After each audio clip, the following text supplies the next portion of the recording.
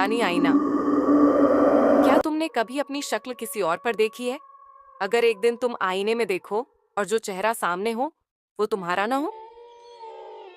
ये कहानी एक ऐसे चेहरे की है जो ना मेरा था ना किसी और का, और जिसे देखने के बाद कोई भी जिंदा ना बचा। अगर हिम्मत है तो सुनो, लेकिन आईने में देखने से पहले सोच लो, शायद जो अक्स तुम देखो वो तुम्हारा ना हो।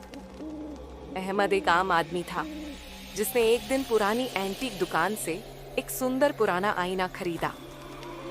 आईना बहुत खूबसूरत था, मगर उसके पीछे अजीब सी उर्दू में कुछ लिखा था जिसे अहमद ने नजरअंदाज कर दिया। लेकिन यही उसकी सबसे बड़ी भूल थी। को यह वीडियो पसंद आई तो इसे लाइक करें, अपने दोस्तों के साथ शेयर करें और हमारी अगली खौफनाक कहानी के लिए सब्सक्राइब करना न भूलें।